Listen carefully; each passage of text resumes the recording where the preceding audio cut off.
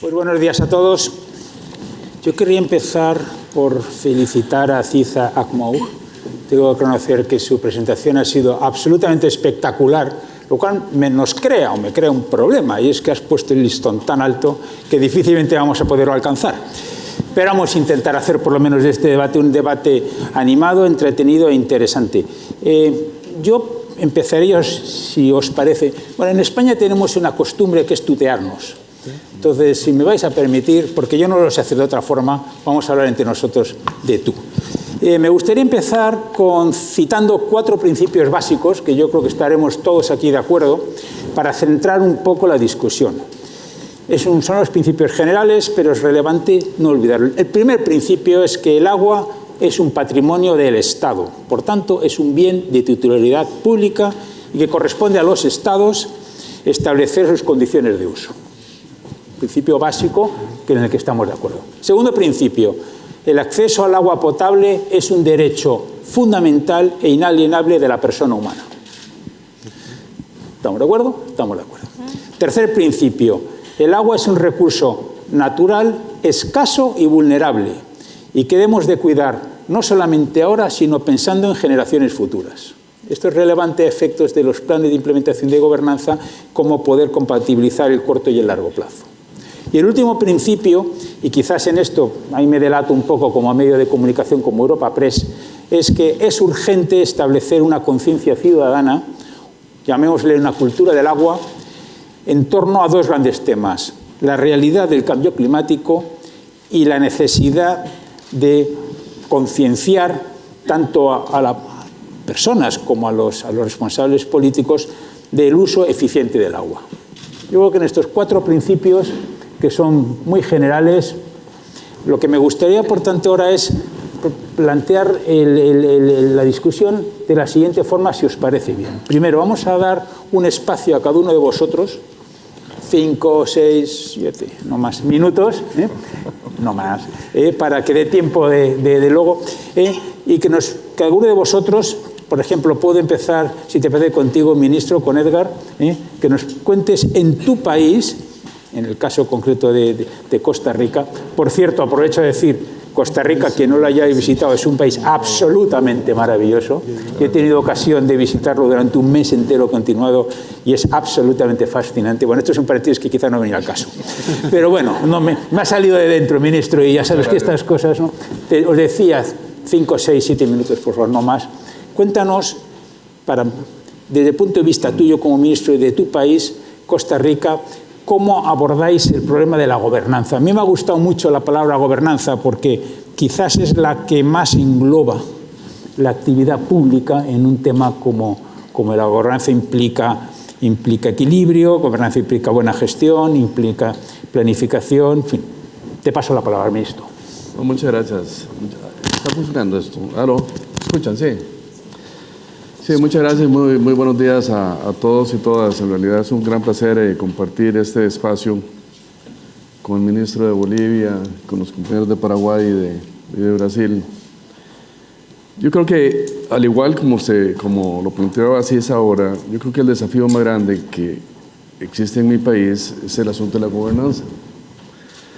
Efectivamente, los principios que leíste, estamos de acuerdo. Tal vez el tercero, reconocer de que el agua es escasa es relativo en el sentido de que en un país tropical como Costa Rica tenemos abundante agua. Tenemos un problema seriosísimo que es precisamente la infraestructura para hacer esa agua disponible a la gente. Y eso pasa por la gobernanza. Como país tropical estamos sujetos a huracanes, a tormentas, tenemos problemas de inundación, pero también estamos afectados por el fenómeno del Niño, que nos trae, por ejemplo, recientemente 2, 3 años de sequía. Y cuando efectivamente el recurso es escaso es cuando nos damos cuenta los problemas de gobernanza y los problemas de infraestructura.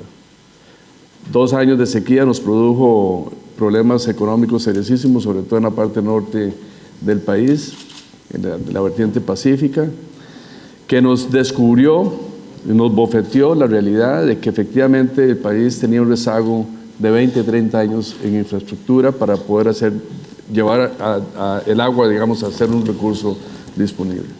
Y que genera, cuando el recurso es escaso, genera conflicto. Y genera conflicto a pesar de que, al igual que la mayoría de los países, creo yo, el agua es un recurso demanial, nos pertenece a todos, nadie puede ser dueño del agua, produce conflictos porque las comunidades empiezan a decir, esta agua es mía. Esta agua es mía y no quiero compartirla con la comunidad vecina. Y el conflicto es porque se hace escaso. Y se hace escaso no porque no tengamos agua, porque tenemos mucha agua. El problema es de que no hubo el desarrollo de la infraestructura necesaria en el momento adecuado para prevenir efectivamente las demandas que vamos a estar teniendo bajo un escenario de sequía. Entonces, el problema de la gobernanza es un problema serio, es un problema que efectivamente hay una competencia fundamental del gobierno, del administrador o de la gestión pública, pero también nos lleva a plantear la importancia de la participación de los actores, de los distintos actores. Entonces, el conflicto, cuando hay escasez, hay conflicto, cuando hay conflicto, hay posiciones antagónicas que nos llevan a visibilizar un pleito entre, por ejemplo, el uso del agua para la agricultura y el uso del agua para las comunidades. Y en este caso particular, de sequía, en el Pacífico Norte, que es una zona fundamentalmente turística, el conflicto radica fundamentalmente en si se tiene agua suficiente para irrigar campos de golf y llenar piscinas o para la gente. Perfecto. Y el asunto yo creo que nosotros, y el presidente de la República, el presidente Solís lo planteó muy bien cuando tuvimos que hacerle frente a este problema en esta región del país. El presidente dice, no es un problema si hay agua, pues, o sea, no hacemos nada teniendo agua y no teniendo empleos. Y no hacemos nada teniendo empleos sin tener agua. Entonces ese balance, ese justo medio es el que precisamente tenemos que encontrar, y ese justo medio es el que tiene que darnos, tiene que ser el producto de la participación. Me gustó mucho lo que plantean en la OSD, ese último gráfico que nos presentó Asisa, de que hay un componente que es fundamental, es confianza, crear confianza, construir la confianza en la gente vía la participación de la gente. Es la única fórmula que podemos tener y accesar para efectivamente garantizarnos de que esa agua va a estar disponible a las distintas comunidades. Perfectamente, de ese tema hablaremos, pero me gustaría pasar la palabra al ministro de Medio Ambiente y Agua de Bolivia, país que probablemente no tenga tan cantidad de agua, aunque sí que hay mucha agua en Bolivia. Ministro, cuéntanos desde tu país, desde Bolivia, cómo gestionáis este concepto de gobernanza, cómo administráis el agua. A ver, ¿se escucha, no? Un saludo a todos y a todas, primero que nada. Yo creo que la problemática hídrica en general en mi país se ha vuelto, yo creo, un tema altamente prioritario. Yo creo que se tiene que ver la gestión del agua desde diferentes dimensiones, ¿no?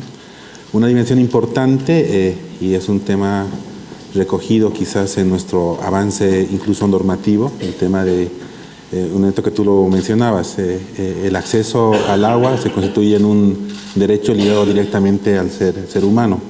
Por lo tanto, el rol que tiene que asumir el Estado en su conjunto es fundamental para garantizar ese derecho, ¿no? En el caso boliviano, por ejemplo, un derecho constitucional, ¿no? Y ese es quizás el reto más complejo, ¿no? El reto más complejo, si hablamos de gestión del agua a nivel de Estado, es primero construir una verdadera política pública y las capacidades de implementar la misma. Y eso apunta a desarrollar una adecuada institucionalidad encargada de esa gestión del agua. Y en el caso de Bolivia, yo entiendo de muchos otros países, los modelos de gobernanza no implican solamente una capacidad nacional, sino una capacidad también de actores locales, desde los actores locales más cercanos al ciudadano, como son quizás los municipios y demás, hasta otros niveles intermedios de organización. El modelo boliviano de organización pública apuesta a un régimen, por ejemplo, autonómico y descentralizado. Por lo tanto, la capacidad institucional de gestión del agua tiene que reflejarse en todos los niveles públicos. Y el segundo aspecto, que lo mencionaba muy bien el colega ministro de Costa Rica, es la interacción directa de la sociedad con todos estos niveles, ¿no? Por eso, digamos, el reto fundamental en la construcción de la política pública está en el lado primero del Estado, de asumir ciertos roles y competencias, tener ciertas capacidades, el manejo y herramientas adecuadas para la toma de decisiones es lo que es fundamental, yo creo, en la construcción de estas capacidades públicas. Y luego esta intermediación con la sociedad civil, ¿no? Los ámbitos de participación, plataformas que permitan visualizar los intereses y necesidades de la gente se convierten también en un elemento fundamental. En el caso, por ejemplo, boliviano, nuestra diversidad cultural, por ejemplo, es una variable que obliga a que exista un reconocimiento, por ejemplo, de nuestras características culturales, de nuestros pueblos indígenas originarios, ¿no? El reconocimiento de prácticas locales de manejo, conservación del agua, ¿no? Entonces son variables que hacen más complejo la construcción, digamos, de cualquier normativa, de cualquier política pública, ¿no? Y inicialmente en el país lo que se apunta es eso, ¿no? Primero un importante desarrollo institucional en estas capacidades tanto a nivel nacional como local, y el segundo, lograr realmente una construcción participativa de espacios de diálogo con la sociedad. El último evento de escasez, por ejemplo, que sufrió el país en la pasado año, ha significado una reflexión importante sobre los patrones de consumo que tiene el ciudadano, ¿no? Entonces, elementos tan teóricos a veces como el uso eficiente del agua, cuando el ciudadano se ve afectado directamente en una crisis hídrica de disponibilidad, sí genera una sensibilización a la sociedad para poder ya incorporar medidas concretas de racionalización del uso, ¿no? Entonces, por ahí va un poco algunos de los desafíos en la construcción de política pública en el país. Todavía lo más complejo probablemente es el tema de cómo incorporar una visión más integral e intersectorial de lo que es la gestión del agua. Quizás en el ámbito de los actores mismos del agua, es decir, los usuarios, es fácil a veces en cada uno discutir temas, pero cuando el interés de uno es afectado por el otro, entonces ya se generan los desequilibrios, ¿no?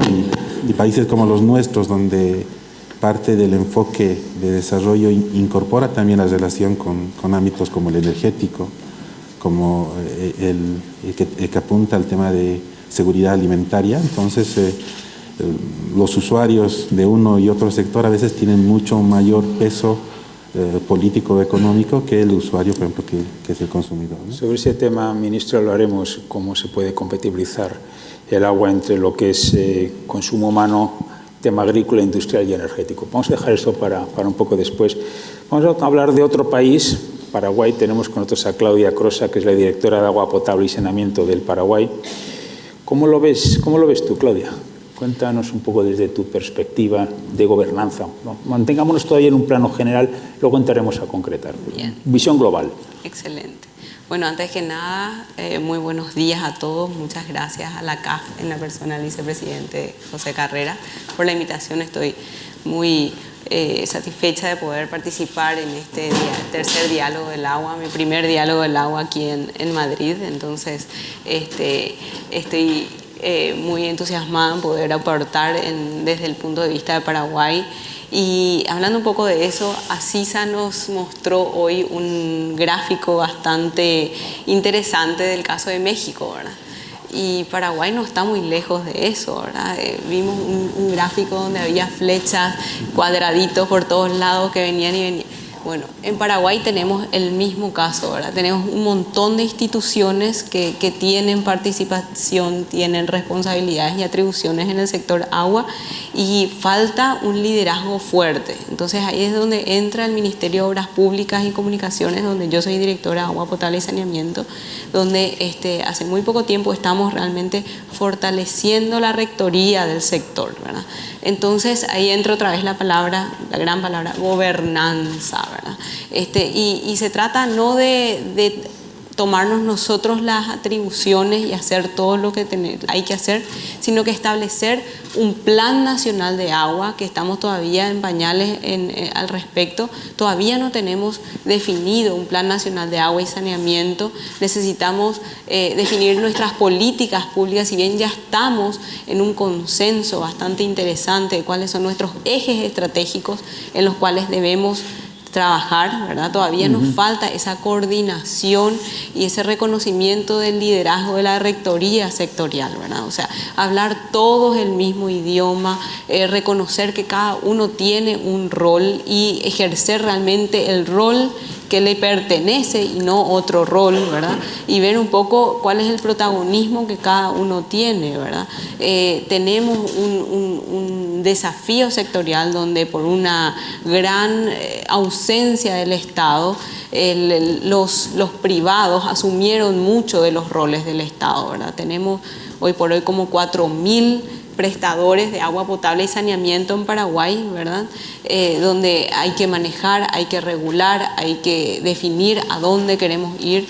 Hay un porcentaje muy bajo de saneamiento, solamente un 11% de cobertura de redes, hay solamente un 3% de tratamiento de aguas residuales. Entonces hay que llegar a esos indicadores trabajando todos juntos, ¿verdad? Y realmente reconocer que cada uno tiene su fortaleza, pero tratar de definir esa política, ese plan estratégico, ¿verdad? Y tratar de elevar los indicadores y sobre todo la parte de infraestructura, ¿verdad? Tenemos identificado una deficiencia de aproximadamente 5.850 millones de dólares que necesitamos a corto plazo para alcanzar un poco los objetivos de desarrollo, ¿verdad? Entonces el desafío es tremendo. Necesitamos que todos nos pongamos realmente manos a la obra y tratemos de juntos. Aquí tienes a alguien que puede echar una buena mano, ¿eh? Por supuesto que sí, claro que sí. En eso estamos. Muy bien, muchas gracias. Finalmente tenemos con nosotros a Vicente Andreos, presidente de la Agencia Nacional de Agua de Brasil. Querido Vicente, seja bem-vindo cá. Você tem a palavra. Bueno, buenos días a las señoras, señores, a mis colegas de Paraguay, Costa Rica y Bolivia.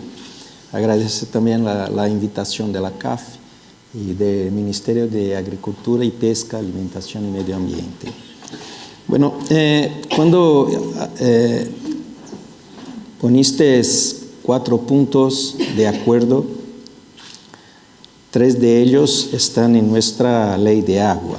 Entonces es un bien público que tiene valor económico, es un bien escaso y la participación social como un elemento importante de la gobernanza. Pero quería dejar una primera impresión sobre el agua como un recurso natural como los demás. Esta es una cuestión que así se trabaja, pero quiero dejar acá un poco de lo que intentamos trabajar con nuestra Cancillería, pero no tengo tanto suceso, que de manera distinta de los demás recursos naturales, el agua anda.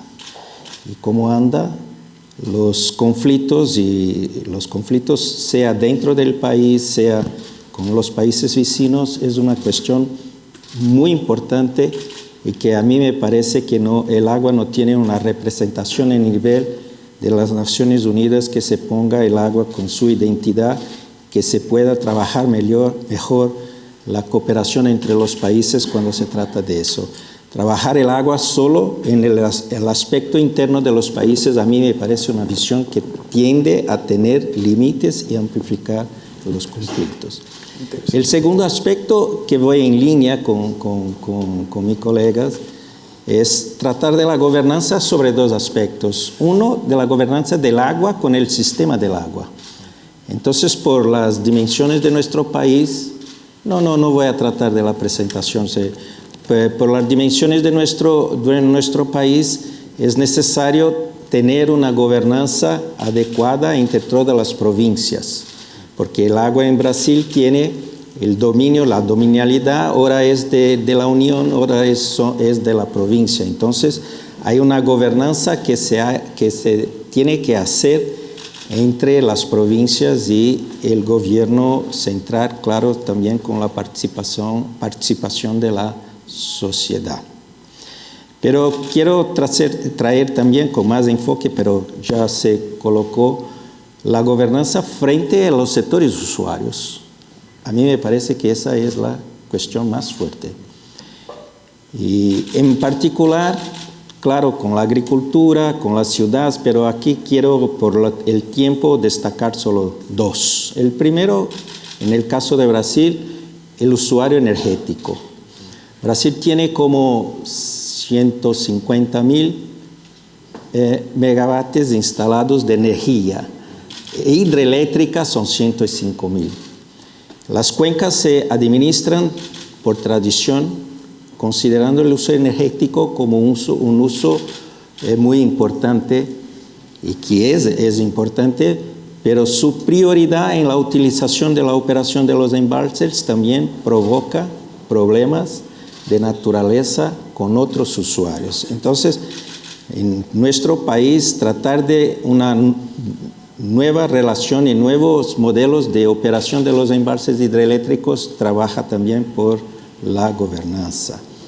Y el segundo tema que no escuché, pero creo que también pasa en los países, es una nueva relación del agua con el sector de medio ambiente. Todos nosotros tenemos claro la importancia del medio ambiente, las cuestiones climáticas, trabajamos con eso, con los planes, con las previsiones, pero en parte las crisis que vivimos también son por determinación anterior de requerimientos ambientales que para mantener la seguridad hídrica no se puede mantener en las condiciones que se requieren en el sector de medio ambiente.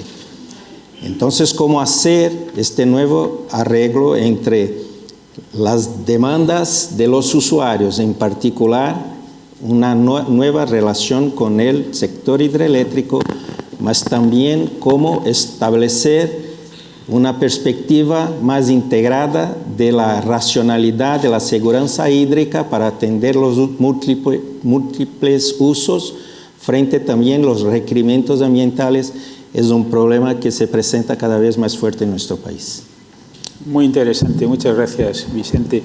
Yo creo que Vicente ha puesto encima de la mesa un tema que es una primera pregunta sobre la que yo querría empezar, que es, y lo has dicho tú muy bien, cómo compatibilizar. El agua tiene básicamente 4 usos. Tiene un uso de agua potable a la población, tiene un uso de riego agrícola, tiene un uso energético y tiene un uso industrial, básicamente. Entonces, y en cada país, evidentemente, los pesos pueden ser distintos. Yo empezaría, si te parece bien, nuevamente, contigo, ministro, de estos 4 objetivos, ¿cómo en este ambiente, en este marco de gobernanza, cómo se compatibilizan en el caso concreto de Costa Rica? Es decir, uso humano, uso agrícola, uso industrial y uso energético. ¿Cómo se prioriza? ¿Cómo se establece? ¿Cómo se establecen unas normas? ¿Cómo se coordina? Te faltó otro uso ahí, que es el uso para, digámoslo así, el entorno ambiental, los ecosistemas, por ejemplo. Pues muy bien. Que lo vemos claramente. Cuando hay sequía, los animales salen a buscar agua, a tomar agua de las piscinas de los hoteles y ese tipo de cosas, ¿verdad? Porque hay sequía, ¿verdad? Bueno, pues venga, admitida perfectamente la corrección. Es que mi problema es que de los 5 que hay aquí, el que menos sabe soy yo, con lo cual es fácilmente el que me corrijáis. No, ministro, pues vamos a ello. Ve el caso de Costa Rica. Nosotros tenemos prácticamente una cobertura casi que total de acceso al agua potable.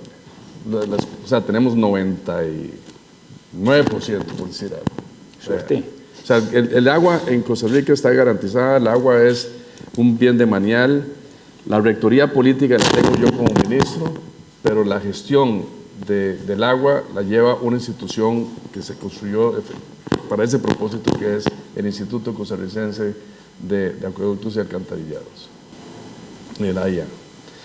El AIA delega esa responsabilidad en asociaciones comunitarias para la administración del agua en las comunidades, las ASADAS, que llamamos nosotros, y en algunas municipalidades. Pero la responsabilidad fundamental en cuanto a calidad y cantidad es del AIA.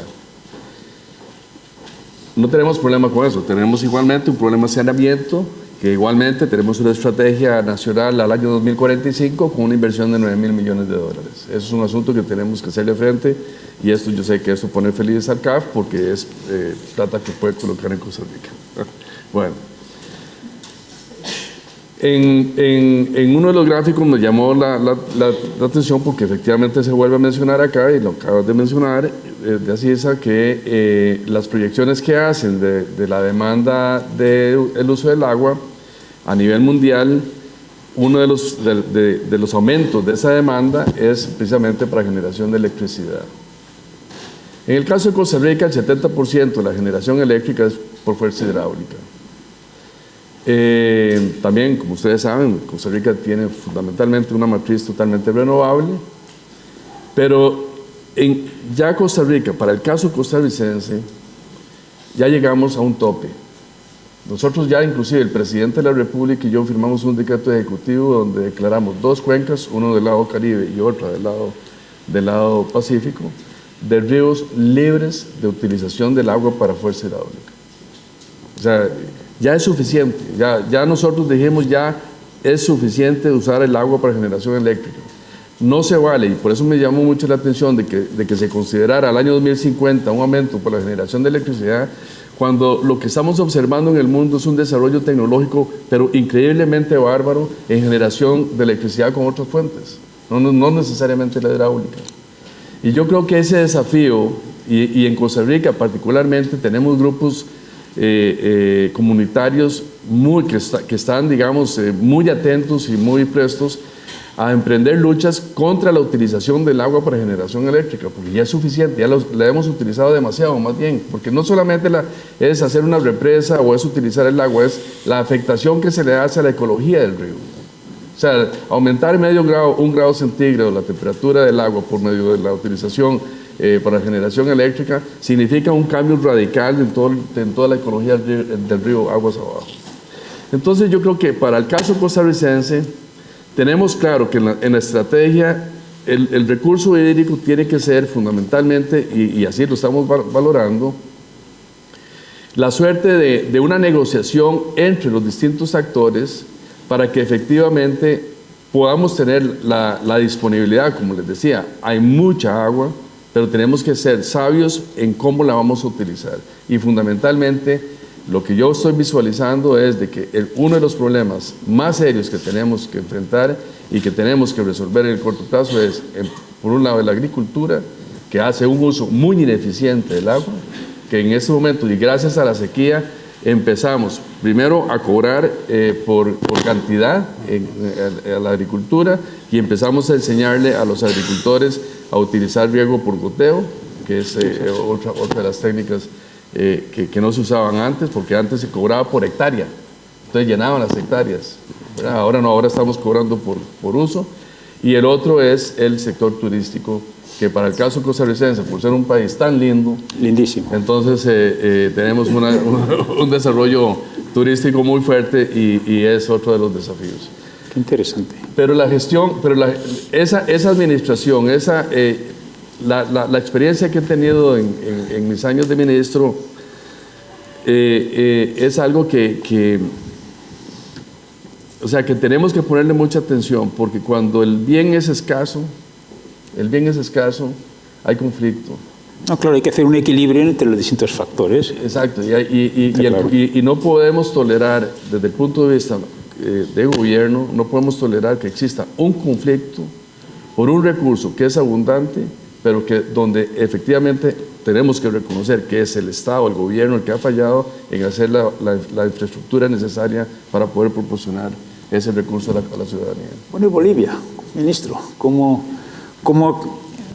equilibráis el consumo humano energía, el impacto ecológico que tiene, y luego lo que llamamos industria. Cuando hablo de industria, hablo de industriturismo, es decir, lo que son generación, digamos, de riqueza, digamos, donde el agua cubra un papel fundamental. Cuéntanos, ministro, en tu tierra.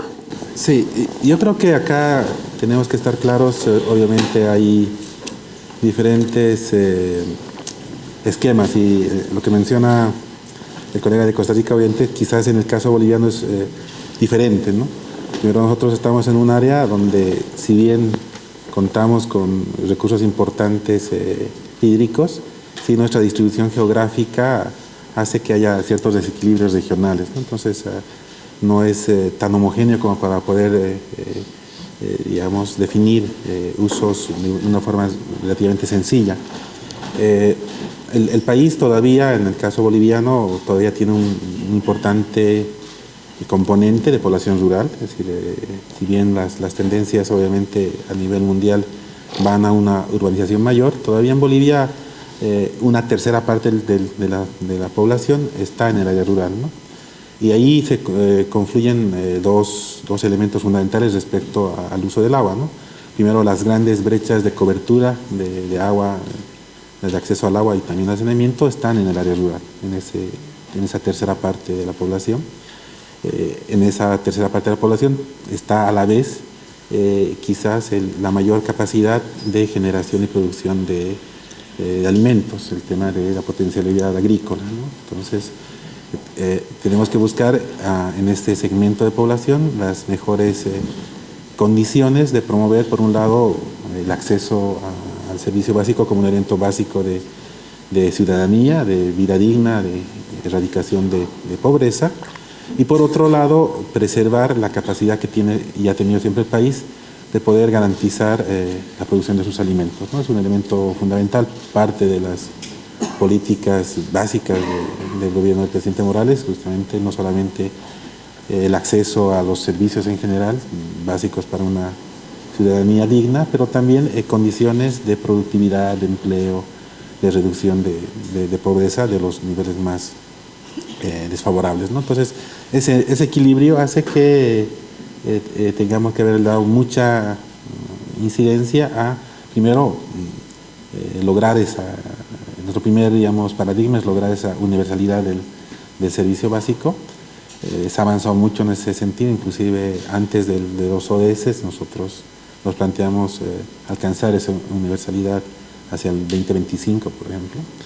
Pero a la vez tenemos nuestros propios desafíos de desarrollo, y ahí viene un poco cómo abordar la temática del tema agrícola, la agricultura y el tema energético, ¿no? El país está apuntando de una forma muy ambiciosa a cambiar nuestra matriz energética. En el caso boliviano, la matriz energética era o es principalmente basada todavía en las termoeléctricas, es decir, quemamos nuestro gas para obtener electricidad.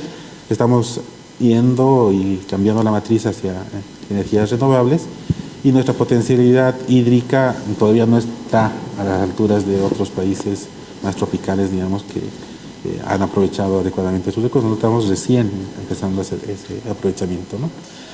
Por lo tanto, el desafío ahí es cómo compatibilizar este aprovechamiento necesario para nuestro desarrollo con las necesidades de la población para llegar a todos con los servicios básicos y generar condiciones de productividad, eficiencia en el tema agrícola, ¿no? Un tema que a nosotros nos interesa mucho y también es parte de la estrategia de intervención, digamos, en el tema agrícola es, vemos que el tema de la irrigación en el caso boliviano es un tema altamente sensible. ¿Por qué? Porque todavía la agricultura en el país en un gran porcentaje no depende de sistemas de irrigación, son sistemas de agricultura atemporal, a secano, así apenas el 10% de la agricultura se realiza con irrigación. Entonces, ese 10%, la idea es incrementar hasta un 25% en los próximos años, como una medida de reducción de la vulnerabilidad ante los efectos de cambio climático. Cada vez más, este 90% de agricultura que depende de lluvias es altamente vulnerable a los efectos climáticos. Por lo tanto, la inversión y el esfuerzo del gobierno trata de incorporar mayor superficie con irrigación, pero obviamente ahí el tema es que no puedes hacer una irrigación convencional, sino tratando de incorporar un uso eficiente, y ahí viene la modernización del regadío, ¿no? Entonces, hay nuevos paradigmas y equilibrios que debemos buscar, y en este desarrollo, digamos, de inversiones en los servicios básicos, en la parte de energía y en la parte de agricultura, vemos la necesidad de que establezcamos elementos de coordinación intersectorial que no existen, y vinculación y articulación entre los mismos, ¿no? Es decir, si bien todavía los grandes aprovechamientos hidroeléctricos no tienen una incidencia directa muy grande sobre, por ejemplo, el tema agrícola o el tema de consumo, vemos que es un siguiente paso, un desafío en los siguientes años, en el corto plazo, ¿no? Por lo pronto, yo creo que sí hemos entendido, al igual que mencionaba el colega, que el Estado tiene que reducir y realizar importantes inversiones todavía en infraestructura, porque muchos elementos de poder gestionar el agua, como mencionaba hace rato, uno de los brazos es la parte de la institucionalidad y las capacidades de los actores, de interrelación entre los actores, pero otra es la capacidad de la infraestructura para garantizar las reservas y demás, ¿no? Perdona, ministro, pero tenemos que pasar la voz a Claudia para que nos hable desde Paraguay.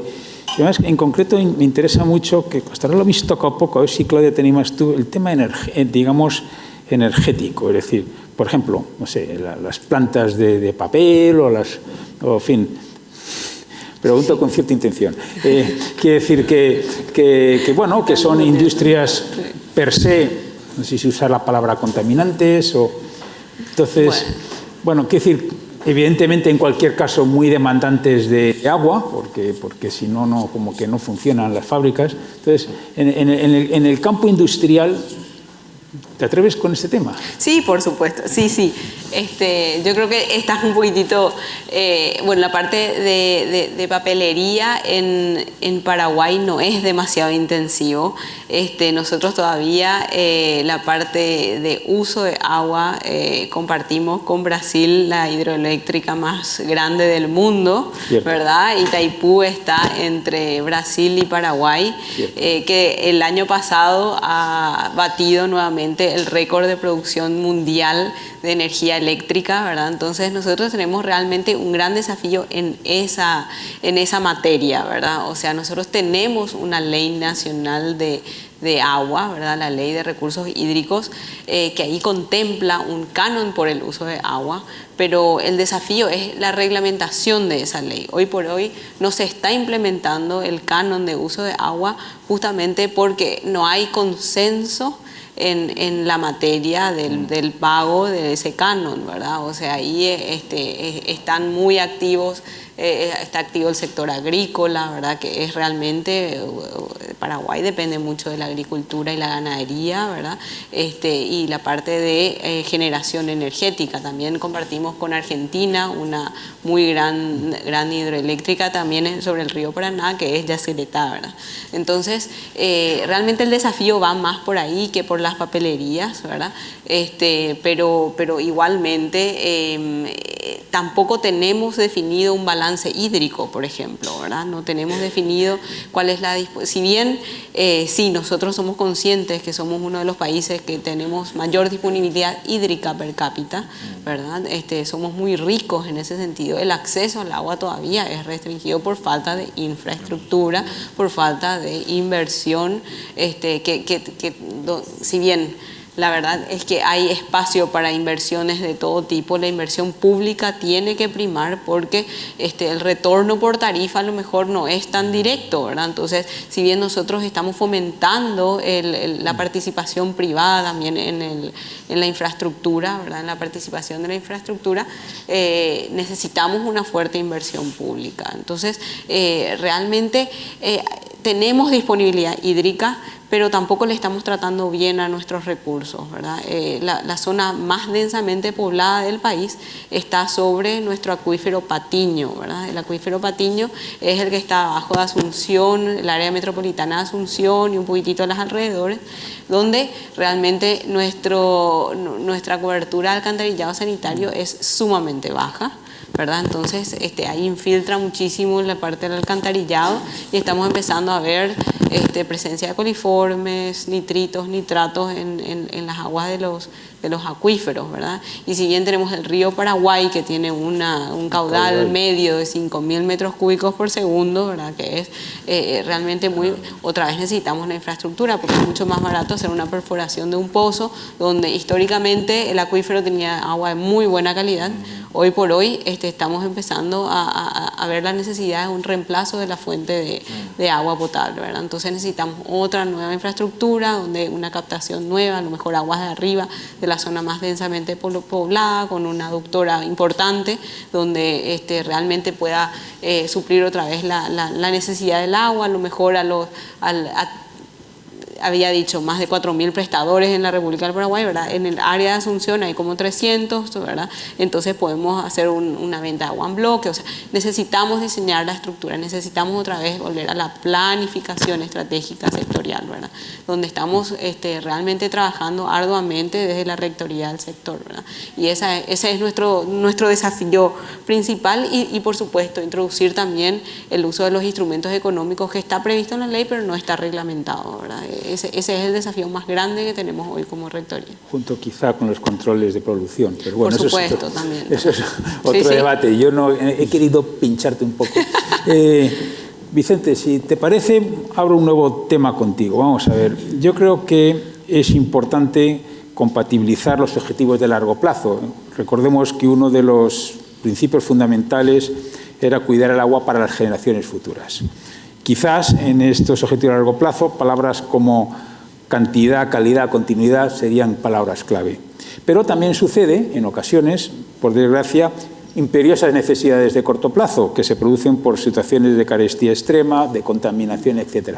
La pregunta que me gustaría empezar contigo y que luego circularemos por el panel sería: ¿cómo se compatibiliza, cómo se pueden compatibilizar los objetivos a largo plazo, objetivos, insisto, de cantidad, calidad y continuidad, con necesidades de corto plazo? Es decir, ¿cómo un gobierno, una autoridad pública puede compatibilizar esto? ¿Qué criterios se utilizan? ¿Cómo los hacéis en el Brasil? En fin, cuéntanos un poco. Bueno, nosotros tenemos un dictado en Brasil que es: en casa que falta el pan, todos pelean y ninguno tiene razón. Yo adapté para las crisis hídricas y que a donde falta el agua, todos pelean y todos tienen razón. Porque trabajar en un problema de corto plazo necesita, y esto nos parece cada vez más claro, que tengamos reglas previamente acordadas. Eso es sencillo, pero para fenómenos que no los conocemos aún bien. Entonces, hacer un arreglo sobre fenómenos que no los conocemos nos parece el problema principal. ¿Por qué? Lo que estamos teniendo en Brasil es que tenemos planes, hay un desarrollo de la gestión de las infraestructuras, los planes provinciales de cuenca, y ellos tratan de los fenómenos que conocíamos. Ahora estamos pasando por situaciones de nuestras cuencas, casi todas, que no conocíamos. Establecer nuevas condiciones de uso, y estas condiciones de uso que no estimulen el conflicto, sino que procuren reducir el conflicto entre los sectores usuarios de la cuestión principal. En nuestras leyes establecen que la prioridad es consumo humano. Esto es claro, y la desedentación de los animales. Pero eso se lee como la prioridad de las empresas de saneamiento. Y en la crisis, las empresas de saneamiento no quieren tener prejuicio y transferir el prejuicio para otros sectores que también se utilizan del agua. Y crean situaciones como si una industria está en la red urbana, tiene agua. Pero si la misma industria capta agua en natural, no tiene el agua. Entonces, hacer este nuevo arreglo me parece fundamental. Otra cuestión es no hacer de la agricultura, que tenemos elementos críticos sobre la agricultura en Brasil, sobre el trabajo, el desmatamiento y todo más, pero no hacer de la agricultura un usuario criminoso. Y cuando se pasa un poco de la crisis, la prensa, las personas, Brasil, por increíble, tenía 8.500.000 kilómetros cuadrados, pero 85% de la población vive en ciudades. Entonces, cuando se establece un conflicto, el conflicto es la prioridad del consumo en la ciudad en contraposición a otros, en particular a la agricultura. Nosotros que hacemos la gestión del agua, tenemos que traer este acuerdo previo sobre bases que no conocemos aún, con la agricultura como un elemento importante y elemento económico como una cuestión importante para la alocación del agua en situaciones de crisis. Entonces, a mí me parece que en el corto plazo es tratar de administrar las crisis con los instrumentos que tienen, pero tentar convencer a los actores que las bases científicas, los datos, las series históricas, los fenómenos, nosotros tenemos que nos poner en acuerdo en situación que aún no las conocíamos bien. Enormemente interesante el comentario, de verdad, Vicente, muchas gracias. Ministro, Costa Rica, ¿cómo compatibilizáis situaciones, digamos, de crisis extrema con objetivos a largo plazo? Ese es el gran desafío que se tiene cuando uno está en gobierno, la responsabilidad que uno tiene cuando uno está en gobierno. Efectivamente no sabemos qué viene en el futuro, pero sí podríamos prever y construir la resiliencia necesaria para hacerle frente a esas incertidumbres del futuro. Y pasa por una variable que no he oído, que me parece a mí que es fundamental, el ordenamiento territorial. Nosotros no podemos seguir haciendo desarrollo en nuestros países de una forma desordenada, que se haga lo que se quiera en cualquier lado. Tenemos que planificar el uso del territorio. Si yo tengo claramente definido en una municipalidad, en un territorio municipal, en Costa Rica, por ejemplo, los planes de ordenamiento territoriales a nivel municipal, si yo tengo claramente definido qué territorio va a ser ocupado por residencias, qué territorio va a ser ocupado por agricultura, qué territorio va a ser ocupado por industrias, yo podría planificar igualmente para el mediano y largo plazo los usos del agua que voy a tener necesidad de ofrecer. Eso por un lado. Segundo, me parece que también los usos no pueden ser de forma gratuita. Bueno, usted mencionaba vos de que en el Paraguay tienen el canon, pero que lamentablemente todavía no se ha hecho cumplir. En el caso de Costa Rica tenemos igualmente, igual que la mayoría de los países, también un canon cuyo precio o cuya tarifa fue definida de forma consensuada con los actores y los sectores. Lo que pagan los agricultores, lo que pagan los industriales, en fin, la misma generación hidroeléctrica, por ejemplo, el caso costarricense, que también es un servicio público, paga el canon para usar el agua para generar electricidad. Y eso nos ha generado mucha plata que va a redundar en la protección de las mismas cuencas. Tenemos un sistema que le llamamos pagos por servicios ambientales, y este canon alimenta ese pago por servicios ambientales que se le dan a algunas personas por mantener el bosque intacto, otros por guardar la biodiversidad, en fin, etcétera. O sea, hay un conjunto de cosas que entran dentro de esa planificación integrada e integral de mediano y largo plazo, que pasa por el ordenamiento territorial, por el uso eficiente de esa agua y por el pago correspondiente del uso de esa agua, y que me parece que es importante. Y el último factor, ya para terminar, que me parece también que es importante, cuando los recursos son no escasos, sino que tenemos que utilizarlos de forma inteligente, no podemos abandonar la ciencia.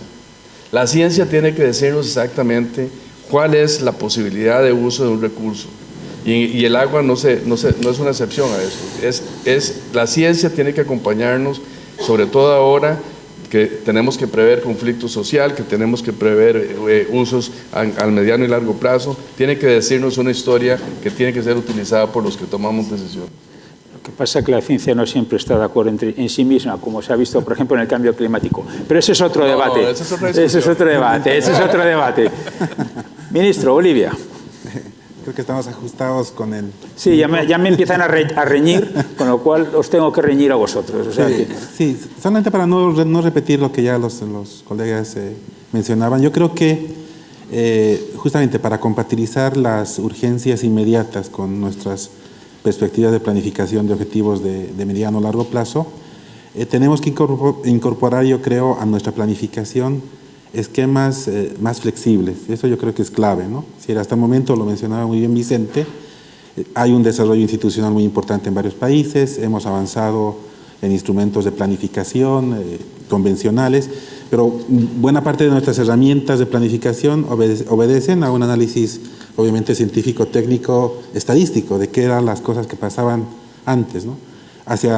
Ya nuestro esquema actual nos genera mucha mayor incertidumbre. No podemos predecir lo que va a pasar hacia adelante, por lo tanto nuestros instrumentos o nuestras herramientas de respuesta tienen que ser lo suficientemente flexibles para entender y afrontar el evento presente, ¿no? ¿Y a qué me refiero? Si uno puede ser, y lo que ha pasado en Brasil, lo que puede haber pasado en Bolivia hace algunos meses, la preeminencia de garantía es el usuario humano, pero hay otras variables económicas, hay otras variables ambientales que no podemos dejar de lado.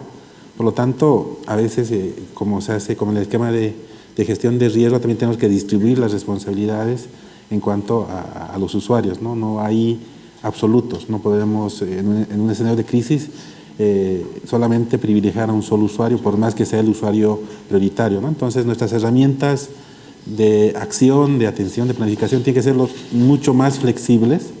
Tenemos que tener herramientas mejores para la adecuada toma de decisiones, y ahí está la conjunción que mencionaba muy bien el ministro, de incorporar la ciencia también en nuestros elementos, incorporar una lectura también amplia de los consensos políticos y sociales respecto a los usuarios, porque hay de por medio obviamente una sensibilidad también social en diferentes aspectos que debería también primar. Entonces es buscar unos nuevos equilibrios entre lo técnico, lo social, lo económico, y que las herramientas de gestión pública puedan responder a esos escenarios que, dada la incertidumbre, pueden ser muy variables entre sí, ¿no? Muy bien. Bueno, pues terminamos contigo, Claudia, con el Paraguay. Así mismo, 2 minutos. Muy rápido. Nada más para poner los ingredientes de Paraguay dentro del debate, ¿verdad? También nosotros tenemos al consumo humano como, por supuesto, prioritario, ¿verdad? Y ahí es donde nosotros todavía tenemos que invertir muchísimo, porque nuestra cobertura de agua corriente, que es agua segura, el concepto de agua segura que estábamos manejando con los ODM, ¿verdad? Que todavía no necesariamente implica un agua potable, ¿verdad?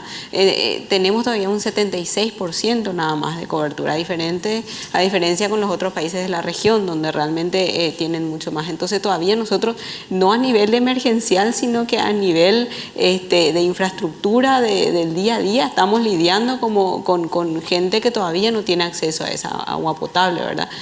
Población que todavía compra agua embotellada para tomar, ¿verdad? Porque no puede confiar en el agua del grifo, y también sectores como el Chaco paraguayo, ¿verdad? Donde la sequía también es muy grande y donde por eso mismo se concentra nada más que el 3% de la población en una región que lleva el 60% del territorio nacional, ¿verdad? Entonces, otra vez caemos en la parte de la planificación, el ordenamiento territorial, ¿verdad?